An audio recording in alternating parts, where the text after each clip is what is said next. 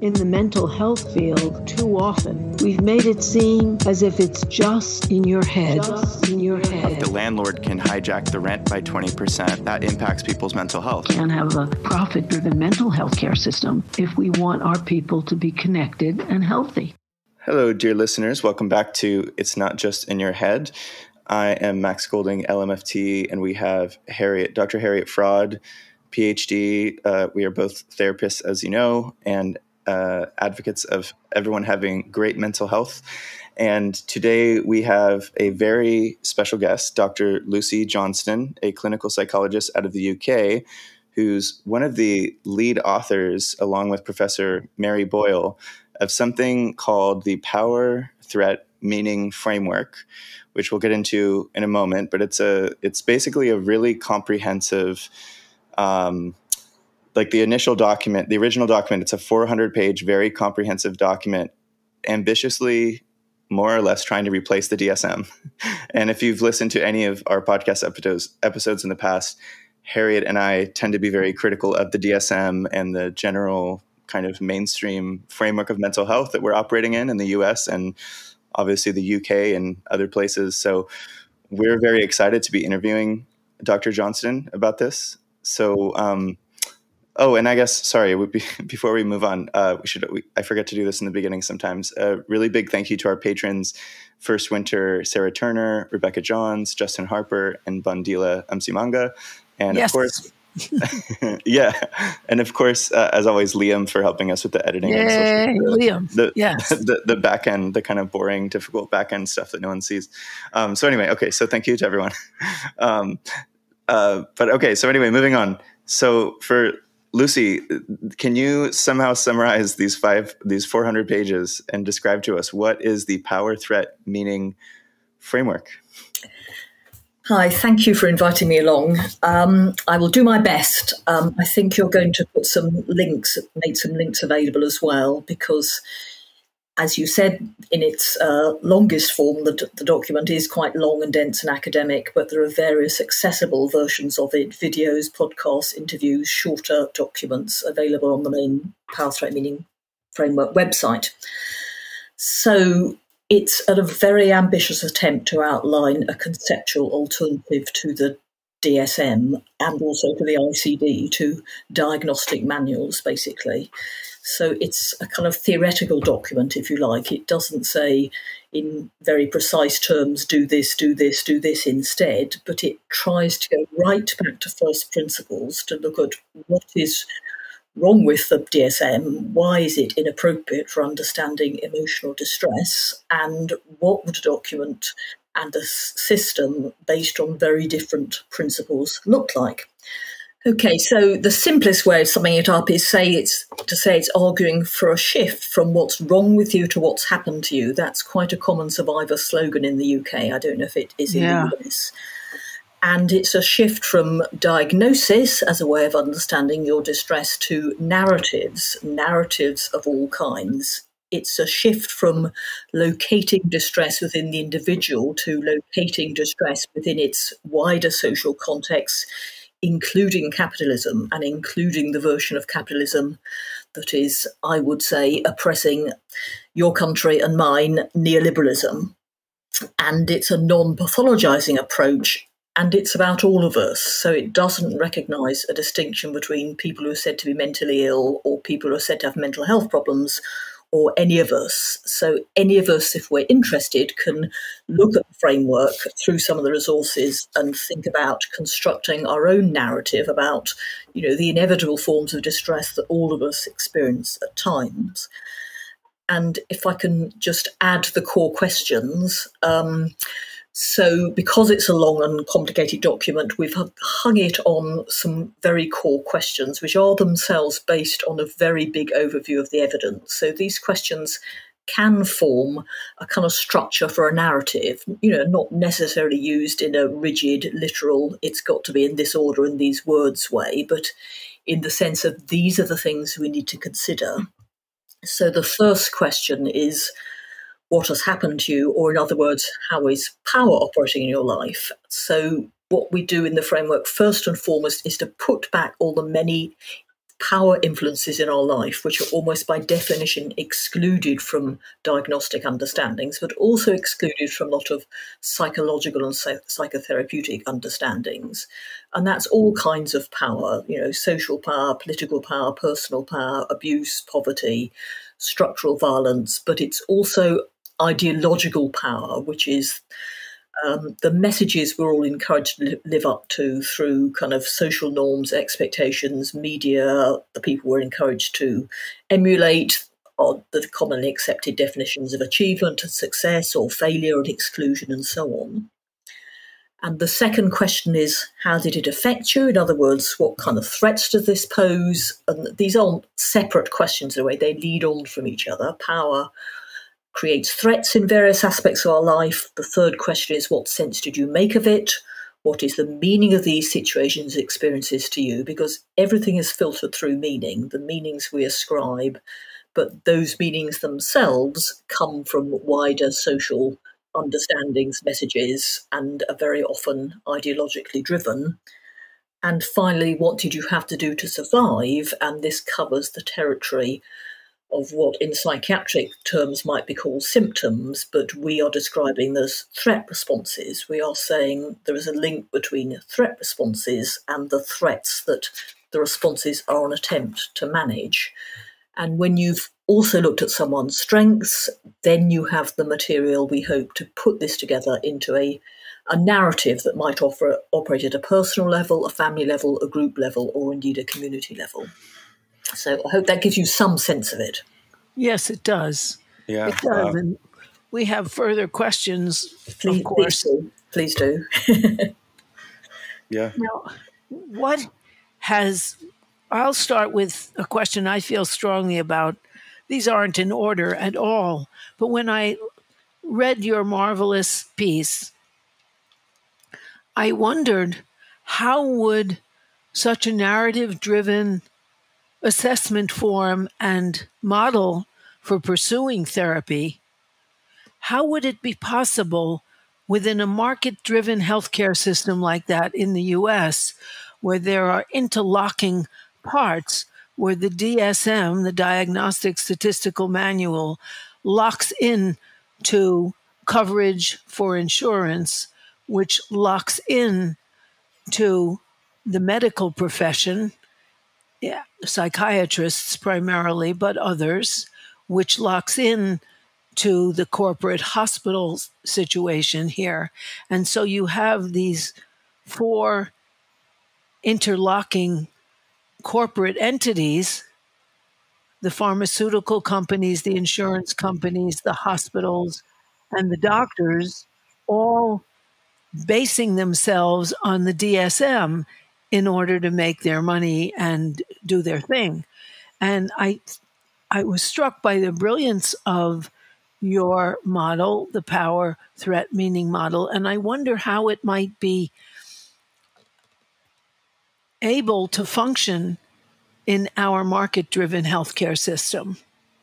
Well, that's a very interesting question, and things are a bit different in the UK. So I think in the UK, we're not tied to insurance system, not yet, not till we've sold various bits of our NHS entirely to the USA, which I hope isn't going to happen. And there's actually quite a lot of freedom to operate in non-diagnostic ways in UK services. So as a psychologist, I've never been compelled to use a diagnosis, to put a diagnosis in anyone's records, to apply a diagnosis to get used and diagnosed, get paid. There are quite large areas of practice which are free from diagnostic labels.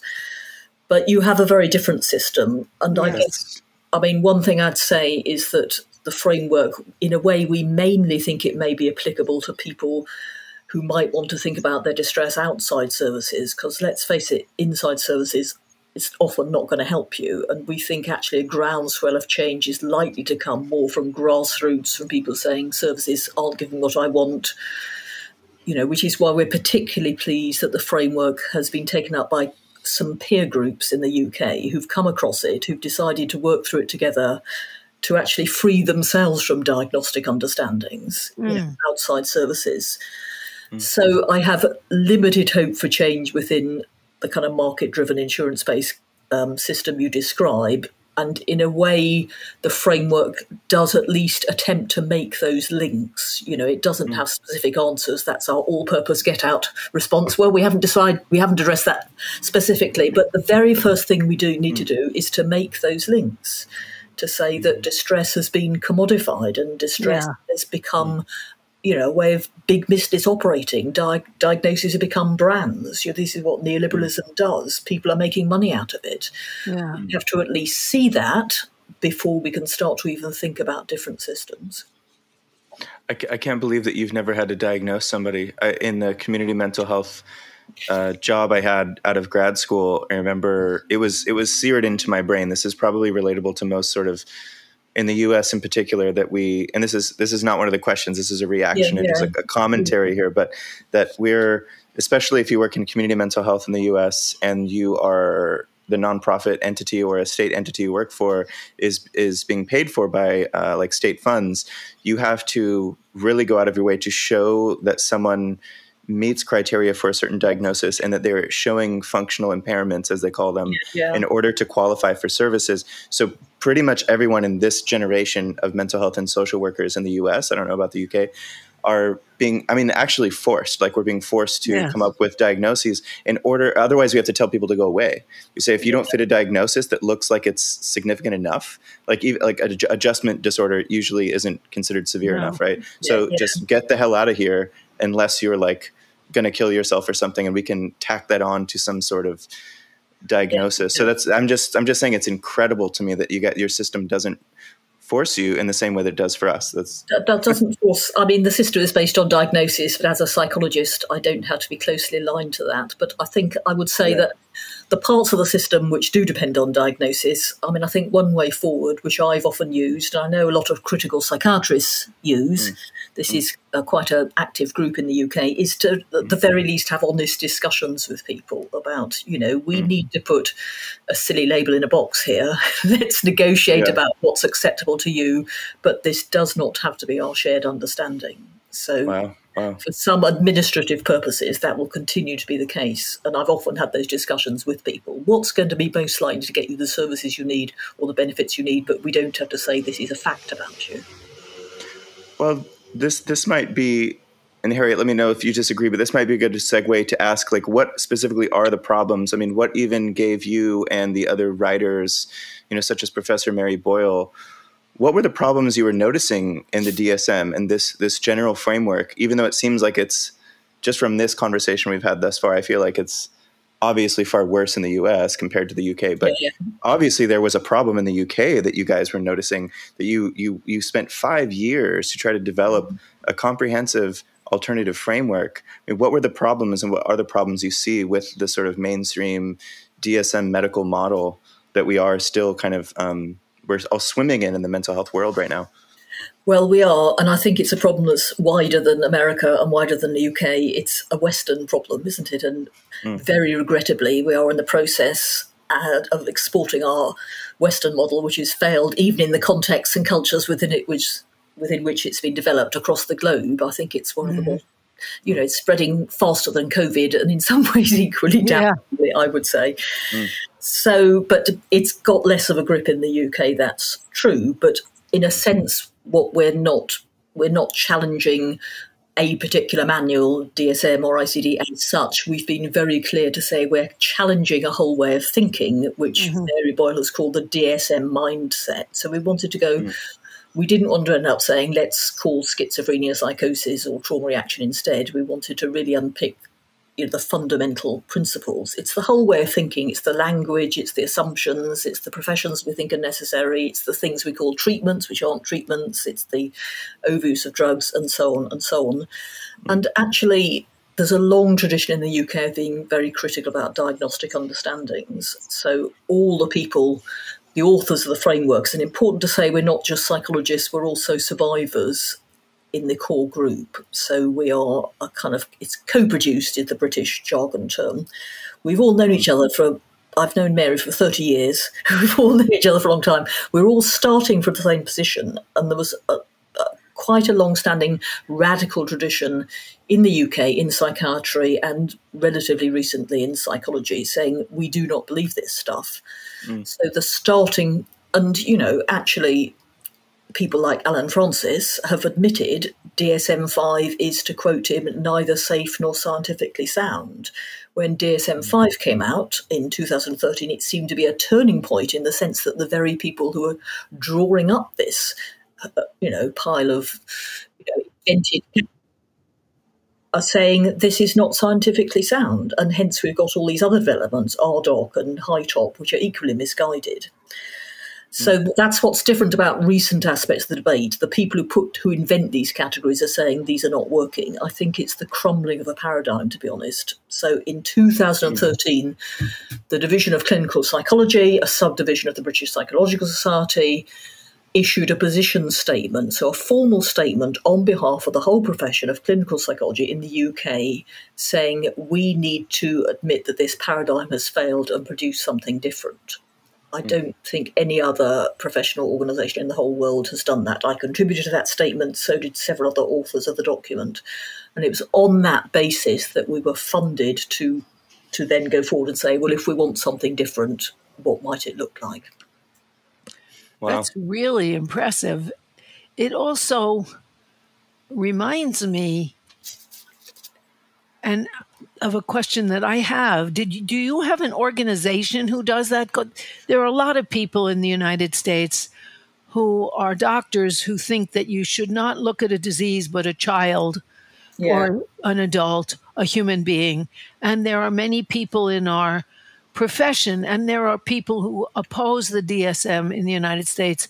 Each time it's reissued, there's more protest. Yeah. However, even though the National Institutes of Mental Health have condemned it as not relating to meaning or history, we can't compete with drug advertising. Yeah. And I think we are the only nation in the developed world that allows direct-to-consumer advertising. Yeah. But I wonder, did you get this through with a medical organization that pushed it, or was it courageous individuals like you? Well, it was the British Psychological Society, which, of course, is not a medical organisation, that published it and funded it. And we're all psychologists. So, but I have to say, you know, people who tell me you're so lucky to have this radical organisation that supported your work, it was not quite like that, I can tell you. No. And I think the BPS goes through stages. At that time, there were some senior people who very much supported us. And there's since been a bit of a change of personnel, and I think the BPS regards us with some anxiety and suspicion. But nevertheless, the right people were there at the right time. Yeah. I mean, something I found, this is another sort of off the cuff, like not, interview question thing, but that just, reading through the beginning sections of the document, like the terms like capitalism and neoliberalism and stuff. I mean, to me, I was like, so there's a model that Harriet and I discovered like around a year ago or something in out of the US called the Liberation Health Model. I don't know if you found that. Yeah. So, I mean, that one is really, there were some pretty left-wing social workers that came out and said, we need to, as social workers, we really need to start talking about the cultural and institutional factors that impact people's lives. And so when we found that, we thought, oh, wow, okay, there are some people in our field sort of like trying to agitate internally. But when I saw that language in that you guys are it seems like you're relatively institutionally embedded enough. Like, you're not like you're not the hegemons of the system necessarily, I guess, to my understanding, but that you were actually naming the stuff that I feel like we in the mental health field, like we aren't allowed to name, like that you'll be or like laughed out of a room or they'll just say, look, your professional credentials are now in question. Like, neoliberalism is not a real word. You can't talk about this, right? Yeah. That's how I always feel. So when I saw that, I thought, oh my God, at the very least, they're just naming the actual thing that we're in. I can't believe this, and that you guys have sort of forced everybody in the in the field or in the industry to like look at that. Like just from what I've looked at, the sort of the controversy you've generated from this, I thought it was beautiful. I mean, so, and also from that perspective, how much would you say that you guys, all of you who worked on this, were going for almost this, maybe polemical isn't the right word, but like how much of it was like, let's agitate through this, like almost as an activist project versus we want to legitimately actually succeed in replacing the model, or maybe it was a blend of both, but Yeah. What's your reaction to that? Yeah, interesting comments. No, I mean, you get a lot of backlash in the UK for naming things, but you can name them. So, I mean, that's a very big difference. And people, the backlash you get isn't, that's irrelevant, what's that? The backlash is trying to undermine your arguments. But there's a sort of tacit acknowledgement that, yes, this is an argument. So things are a bit different. I mean, to be honest, we wrote this, I mean, this is going to sound a bit weird, but we wrote it, I think, for ourselves as an intellectual exercise. I think that's the main driver. And it's so long and so dense. And, you know, we ended up exhausted in 2018 when it was published, thinking, is anyone ever going to read a word of this? And, you know, we've been astonished and absolutely delighted that it's taken off in the way it has. We never expected that. I think, to be honest, we didn't even think ahead to that level. We wanted to really be free to think as freely as we wanted to be, draw on all our collective experience, which between us is a lot. So years, decades between us of research experience, clinical experience, survivor experience, and just see what came out the other end. And if anyone liked it, that's great. So, I mean, the implications are intrinsically about one of the purposes is to point out the need for social action. But I wouldn't exactly say that was the purpose we had in mind. That is just how it happened. Well, that ideological transformation is already part of the United States. I mean, and it's part of our consciousness, but we don't have a radical Labour Party. I know that Corbyn didn't do that because of sabotage, but still, you're not just America's poodle, although I think you're becoming a colony in reverse. We're going through a terrible time. I mean, I hope we're going through a crisis of neoliberalism along with a crisis of biomedical model psychiatry. The two are intimately linked. You know, I think the one will collapse along with or as much as it's allowed to by the other.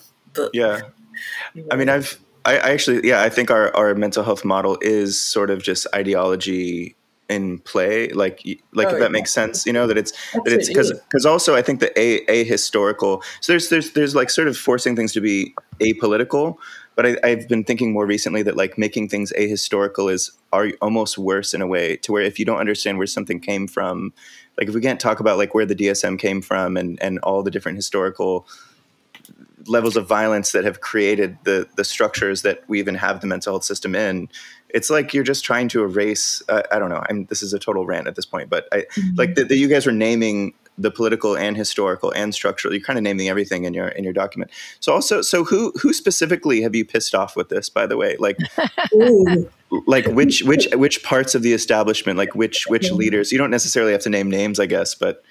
Who haven't we pissed off? Okay, there you go. I mean, just in response briefly to what you first said, we have a bit in the framework where we say something along the lines of the imposition of a psychiatric label is an example of the abuse of ideological. Yes, I read that in your wonderful document. Yeah, it's incredible. And I've stood up in front of whole groups of psychiatrists and looked them in the eye and said that. And interestingly, they didn't freak out and run out of the room, but they didn't say anything. Yeah, they know how to keep calm, don't they? Well, yeah. Anyway, we've had, you know, I'm going to start by saying about the positive responses we've get, because I think I want to put it in a bigger context. So one of the unexpected results is how widely it's been attracted interest, which is not, you know, it'd be nice to think that's simply and purely because it's such a wonderful document, but actually I think it speaks to a widespread recognition of the need for change. You know, there are lots of people looking for something different, and it's an imperfect document. It's an evolving document. We're really not saying this is it. So it's due to be translated into 10 languages. You know, I've travelled to 7 countries talking about it, not the US yet, but I went to Australia and New Zealand and Brazil. I've been several times to Denmark and Spain. You know, it's the most popular document the BPS has ever produced. And a committee that is bombarded with people wanting to know, you know, are there examples of people using it here and can I get involved and so on. And we've had a very significant backlash, mainly on social media. So it's a bit hard to tell how many people that represents, because often the loudest voices aren't speaking for many people. But it's a kind of unpleasant coalition between professionals who are feeling threatened and survivors, service users who really want to hang on to their labels. And no matter how much we say we're not about stripping labels off people, everyone has to survive the way they can. Everyone has the right to identify themselves and their distress in the way they can. Clearly, we are coming up against ideological power, as I would see it. There has to be, there's such a thing as legitimate criticism and helpful criticism, and we welcome that, and we will incorporate that into evolving editions of the framework. But there's such a thing as an attack, which basically boils down to, personal abuse involving, formal complaints to our professional bodies and so on, and basically saying nobody should have ever thought, said, or written this. That's the worrying stuff, because that's what a lot of it boils down to. Nobody should have said, thought, or written this. Well, in the U.S., at least 30 years ago, Joel Covell, who was a left psychiatrist, exposed that it was the drug companies that sponsored the DSM. Indeed. In order to plug into medications and sell psychopharmaceuticals, which has been a huge success for them. Huge. And massive. It's the most profitable sector of the pharmaceutical industry, which is a very profitable sector. And so that, 1 in 4 American women is on psych drugs. And, and 1 in 6% of kids. So it's a huge boondoggle for the psychopharmaceutical industry. And we would definitely have their enmity. However, since medical bills are the primary reason for bankruptcy in the United States, there would be a lot of people. There are a lot of people, if this were part of a political movement, that would totally buy this, to use corporate language, that would totally appreciate this and fight for it. Yeah. Because they're victimized. Yeah. Yeah. Yeah. Interesting. Yeah. I mean, there are massive business interests, obviously, but I guess we're saying that in a sense it's wider than that. In a sense it's about recasting distress with social and economic roots very largely, not to say they lead a life without experiencing distress, but recasting an awful lot of it as so-called mental illness, so that, capitalism, neoliberalism, drug companies, the whole lot can carry on as before, and the whole lot is bigger than drug companies on their own. And so the other reason this is really important is, like, one question that we wanted to ask you was, if overnight, if we replaced the DSM with this model, what would that look like in practical terms? But I'm kind of realizing that's the wrong question, because what you're kind of getting at here is that it's an attempt to, like, collectively reconceptualize what distress is, which to me would actually be a collective mental health sort of treatment in and of itself, if that makes sense. In that we've been sort of sold for a long time now, again, probably in the worst way in the US, but now, as you're saying, globally, this idea, this hyper individualized, atomized, decontextualized, depoliticized, ahistorical sense of my distress is this medical label thing, which I actually think you could even map out if you put that almost as a small circle on a piece of paper. Then you did the little, lines of what that leads to out as like a little branching thing. I have this sort of visual in my head where there's a lot that stems out of that. That's kind of like bullshit that we have millions of people sort of being deluded into, and now sort of deluding themselves. It's an ideological problem of, like, oh, I was born with this brain that produces these kinds of chemicals, which means that I have this thing wrong with me, which means I have social anxiety, which means I can't go to the party, I can't talk to my friends, or I can't speak up at work, or I can't ask my boss for a day off or whatever. It actually just leads to, I think, like a collective dysfunction. But it's rooted in the ideology that we've been sold through this mainstream mental health model, So if somehow we could just get over that, which is like a big task, and say, well, no, there's all kinds of factors leading to why you feel this way, we would actually live in a totally different society, I think.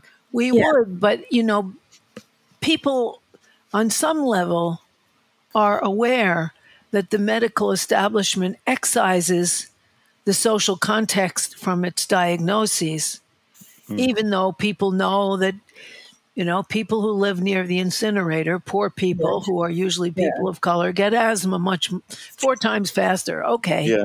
Yeah. You know, and it isn't that just the color brown attracts asthma. No. Everybody knows it's the incinerator. Mm-hmm. Well, that's true. And I mean, in the framework, we talk about that as disconnecting the threat from the threat responses. Yes. Mm-hmm. Another way of saying the same thing is disconnecting personal distress from social injustice and inequality. And a main aim of the framework is to put those two things together. And then anything can happen, but nothing can happen unless you do that. And diagnosis, of course, performs that function extremely effectively. And it's a very odd thing. So at some level, to take a kind of an analogy in the sort of mental health world, we know that people, let's say, living in poverty are more likely to be so-called depressed, or whatever that is. And yet as soon as we know that, we start talking about an epidemic of depression, though it's come out of nowhere, and new pills that's going to cure it. So unless we can really consistently put those two things together, nothing will change. And part of the purpose of a PTM framework narrative at a one-to-one level is to help individuals, if they want to try and make those links in their own lives. And also, the more of us that can do that, we may be able to make those links much more widely, so to speak. Well, there are two things, at least in our society, that contradict that. The pressure on the DSM has permitted behavioral diagnoses like gambling addiction, which is not a chemical problem. And also the most powerful and the most widespread therapeutic mechanism in the United States is the 12-step program, which is free, in which the group support of recognizing and listening to the validity of each other's experience, even though they are not allowed to discuss the social pressures that constitute addiction of any kind. Yeah. Because it's considered a cop-out on personal responsibility. Sure. Nonetheless, the healing is in the support of a group, not in a medication, which is very important. Sure, and addiction is a big business in all sorts of ways, isn't it? That's right. It is. And in thinking of people as objects of utilization instead of fellow suffering, enjoying, full human beings. Well, exactly. And there's a narrower and narrower range of accepted ways of being a human being. That's how it's to me. And it's resulting in a wider and wider range of diagnostic attributions, and more relatively recently, this phenomenon, which I think is utterly depressing, by people actively seeking a diagnosis. You know, it's not enough to have the analysis I've had for years about people having these stigmatizing labels imposed on them. They love them. They want more of them. Yeah, they medicalize them, and then we medicalize ourselves, and it's like the ultimate triumph of ideologically driven neoliberalism. We don't even need a doctor. We'll all medicalise ourselves. We'll line up to be medicalised. Well, and that's where, and sometimes that's where, you know, how tragic is that? Yeah, and I mean, it reminds me of sometimes in like activist groups, someone will say, "Oh my God, is that guy a cop, or are we infiltrated by the CIA?" And it's like, well, no, we're just like, we've all just kind of lost our minds. You can't really tell the difference. Where to me, it's in the same way. You don't actually need to sell people anymore this idea of this is the thing that's wrong with you, because like there's actually sort of consumer demand for it at this point. Well, so it's consumer demand is sold to us through a process of self-surveillance, measuring yourself against certain strategies, being offered certain solutions, which in themselves provide market opportunities for more people to make out of you. You know, it's a perfect circle. Well, and that's the historical context for it. But I think most people don't, you know, in part because of, you know, if you have 1 to 2 decades of direct to consumer ads for SSRIs, which like it's a coin toss of whether or not it's going to work, and is it placebo or not? Is it actually just going to like cause more problems? But eventually you get 1 or 2 decades of it, and now you actually have like a mass population of people that say depression is a real thing. It's a sort of biological disease entity, and I need to get a pill for it. Also, there's something wrong with me, and there's no reason to really look at any of my life circumstances. But now that's like, you know, it's almost like we don't even need the direct to consumer ads anymore. It's kind of what I'm saying, right? Like like it's been programmed into people, you know. Well done. So, it's part of the ideology. It's changed its aim, but we're approaching another kind of strange point in this whole diagnostic enterprise, in the sense that we often hear figures about 1 in 4 people are so-called mentally ill, but there was a recent paper from New Zealand showing that by the time I think it was 45 or something, 9 out of 10 of us will meet or have met the criteria for a psychiatric diagnosis. Now, by the time you're 60 or 70, that is surely going to be 100% of us. And then we get an absolute bizarre paradox, which is that when everyone is so-called mentally ill, nobody's mentally ill, because diagnosing someone as mentally ill is a judgment that you do not fit the social norms. And when everyone is mentally ill, that is the social norm. We'll all wake up better. We'll all wake up better. That's hilarious. The system reaches a point of ridiculousness and exposes itself as such. And that point, maybe we'll be able to start thinking about, maybe this is just a whole load of human beings in various forms of distress for various good reasons. And maybe we need to think beyond medical understandings. Maybe. And at that point, we need to have alternative ways of thinking available. I think in the United States, at least, very slowly, because really anti-communism of the 50s smashed our radical labor movement, our socialist movement, and communist movement, and it's only beginning to recover. But I think when people become suspect of corporate solutions, medicine will be next. And that has already happened. Post-traumatic stress disorder, which was added to the DSM after the war in Vietnam, when all those psychiatrists saw people where it wasn't a chemical imbalance, they were traumatized, kind of introduced that idea, which applies to the entire lives of people who have been. That's the threat. The traumatic stress plugs very well into your threat response. Yes, it's a pity about the D word, the disorder, because we're actually saying this is an understandable response to what you've been through. So it's actually an adaptation, an understanding. But I mean, yes, I agree. It introduced a different way of thinking about things that didn't have to be medical. In fact, there are 2 chapters in DSM-5 which are explicitly devoted to so-called disorders for which biological causal factors are an exclusion factor. One's dissociative disorders and one's something else, can't remember what. So it's creeping to DSM, but then that I have very mixed feelings about, because that is also a process of colonizing these things by putting them in a book that's said to be about mental disorders. And then medicating them. Yeah, and then medicating them. So we acknowledge it, and then we can only go so far. And that's an ongoing it's absorbing the opposition, which is a very common reaction, isn't it? We take on this to some extent, but we alter the current paradigm just enough so we can keep the show on the road. Go ahead, Max. Just if you have any comments on this, Lucy, where I don't know there are aspects in I think more of the beginning of the document that we're talking about things like indigenous psychology or in the variety. My undergrad degree was cultural anthropology, and so my brain just kind of goes there a lot of thinking, well, what about this culture at this time of history? And you guys did mention a fair amount of this, of saying, well, in this culture, this thing is conceptualized this way, or they don't have this concept of this thing. And I think, if I'm remembering right, when I tried to skim the whole 400-page thing, that there was some commentary about how there's unfortunately an actual colonial process in say with the ICD, or if the World Health Organization would like to say there's this thing called schizophrenia or OCD or something, they're actually trying to just sort of erase whatever conceptualization there is in some local area. And you say, well, no, we have the true medical reality of what the distress is about. And then let's just stamp that down. Let's helicopter in some like culturally competent psychiatrist or something. And there you go. Now you've done your mental health work or whatever. And so the other thing that is so hard to conceptualize to me would be something like decolonizing.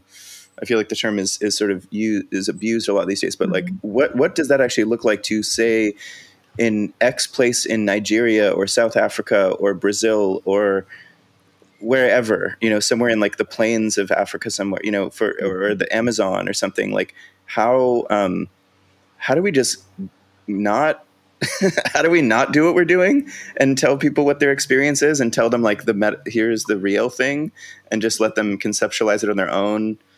But I guess how do you also balance with, because something I've read as well is that there is the demand now sometimes where they're saying, well, we want to go into town to get meds for my schizophrenic brother because he's hallucinating and it's making the tribe really disruptive or something like that. Like how would this framework fit into that that global situation?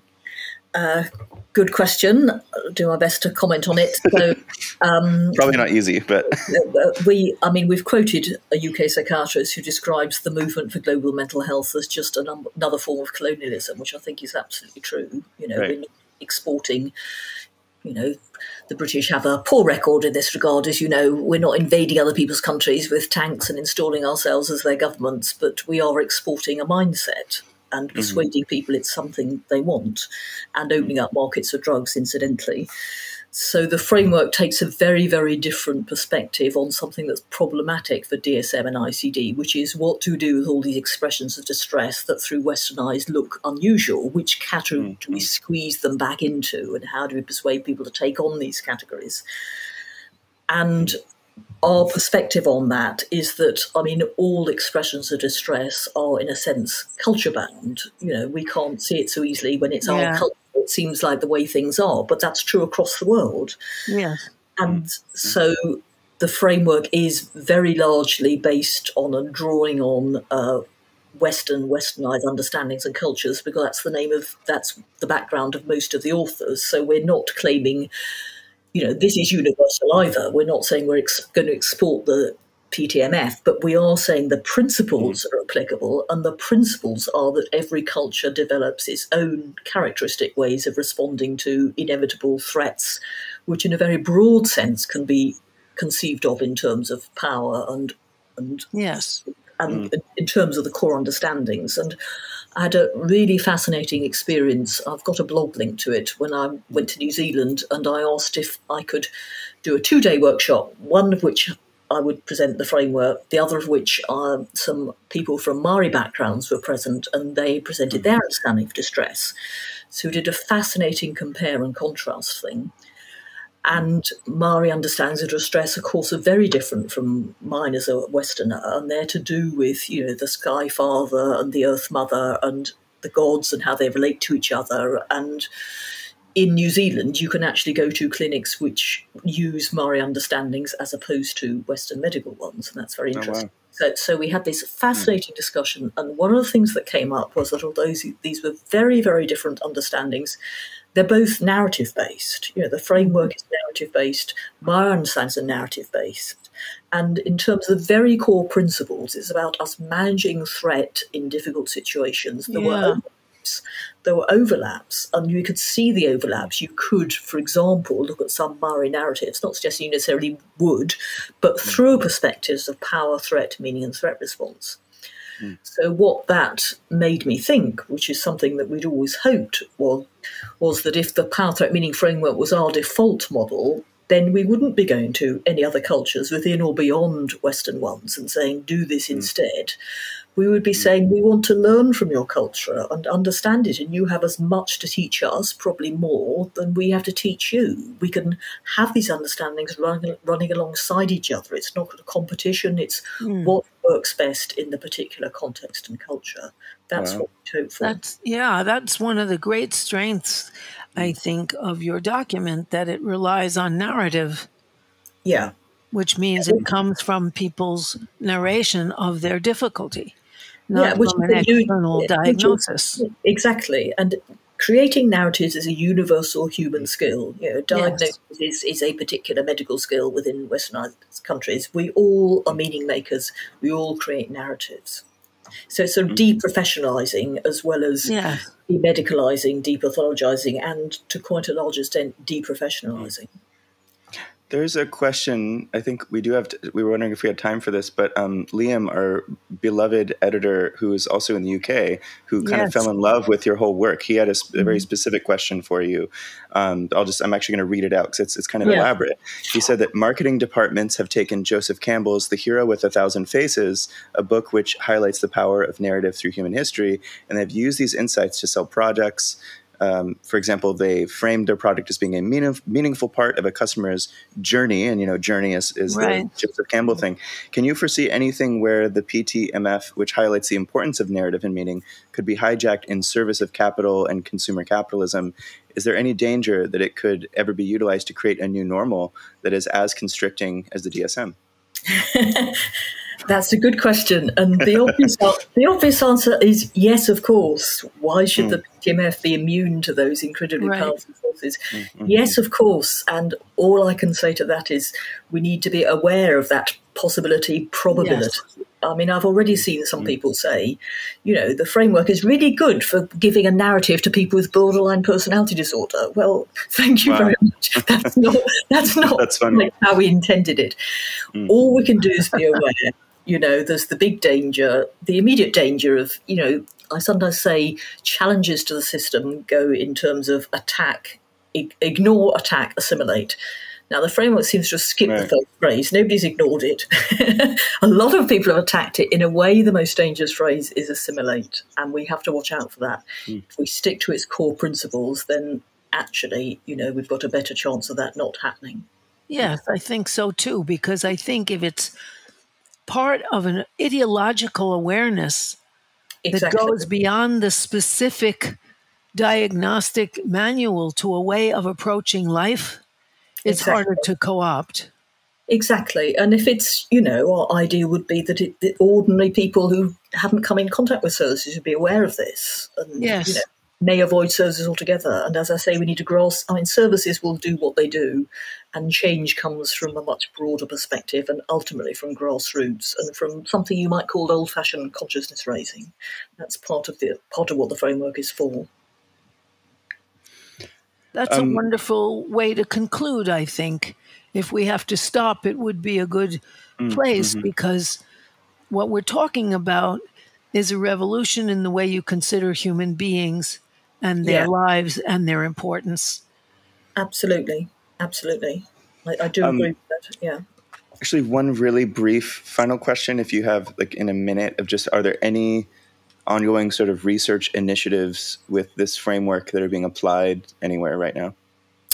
There's quite a few. They're relatively small scale, but if you visit the website, there's a section on research, and we do have a little committee that's willing to give, advice to people who are thinking about studies or carrying out, investigations or applications of the PTMF principles. And we have there's a bigger scale project in the UK, which we're very pleased about, which is that about 15 inpatient wards in northwest London have taken on the framework as good way of, changing from a very medicalised perspective to a much different one. And if you went on the ward, it wouldn't look radically different. There's a lot of diagnostic stuff going on instead, but nevertheless, it's been really embraced by the staff, by the people who come on the ward. There have been dramatic reductions in restraints and seclusions, and necessarily changes within services are constrained by the service structure themselves, but nevertheless it's quite a powerful illustration of the fact that the framework can have a place within services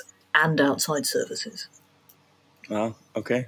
And you sent us a good amount of stuff to put in the show notes. So any listener who has listened this far into it, just check whatever platform you're listening on. Just look at the description on the app or the website, and you'll find some links so you can read the more extensive PTM framework, or there are shorter, more concise things and websites to go to and everything. So please check out all the links and learn more if you're interested in this discussion.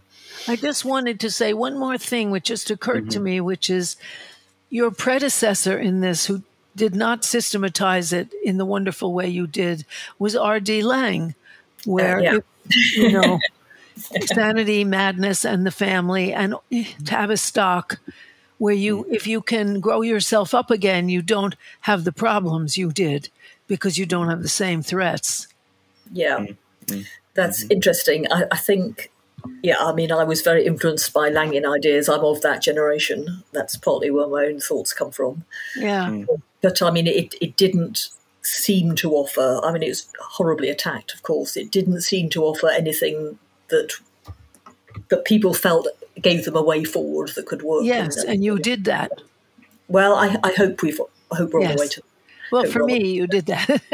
Well, thank you.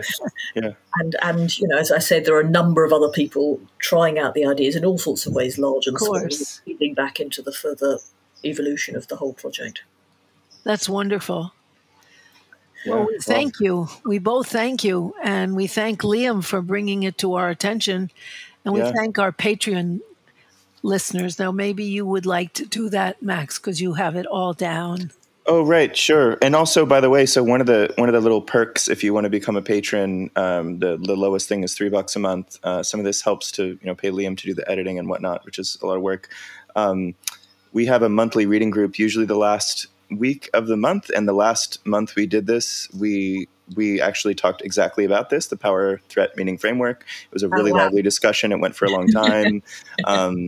Harriet, you left after the first hour, and we actually went like 2.5 hours. It was like it just evolved into a really elaborate discussion. So if these kinds of concepts and conversations we're having speak to you, and you would like to engage in a broader discussion with us, do that. To become a patron, you can go to patreon.com/itsnotjustinyourhead. And if you have any feedback or reactions, people send us emails sometimes of like, oh, this made me think about this thing or that thing or this thing in my family. Just email us at itsnotjustinyourhead@gmail.com. And we now, if you look in the show notes as well, we made a little anonymous feedback form. If for some reason, especially if it's more critical feedback, which we welcome very much, just click on that. It's a Google form and it's anonymous, and you can say, it made me angry you said this thing, or, it's offensive, or, something. That's fine too. So that's it.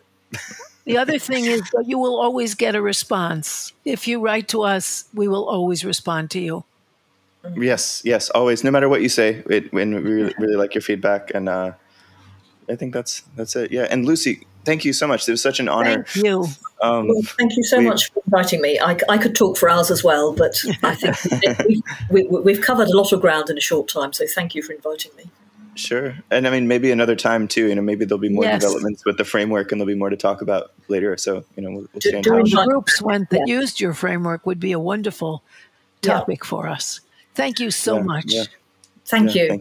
Thank you, Lucy. By the way, listeners, if you have enjoyed anything you've heard Harriet say in this program, you will definitely enjoy Capitalism Hits Home, which is a solo program that Harriet does through Democracy at Work, which is a worker-owned cooperative that produces other great programs such as Economic Update with Richard Wolff and the Anti-Capitalist Chronicles with David Harvey. I can't recommend enough that everyone also listen to Capitalism Hits Home if you enjoy It's Not Just in Your Head. Capitalism Hits Home is a sort of broader overhead view. It explores the way that capitalism shapes our personal lives, our psyches, our relationships, our families, and it looks particularly at the sea change in American personal life as all Americans, but the top 10 or 20% of Americans, have our security and our chance for a future become as precarious as it always was for minorities and families headed by women. It's not just in your head, and Capitalism Hits Home are definitely complementary. And if listeners would like to check out Capitalism Hits Home, Harriet, where should they go to find it? Either on YouTube or Democracy at Work or on my own website, harrietfraud.com.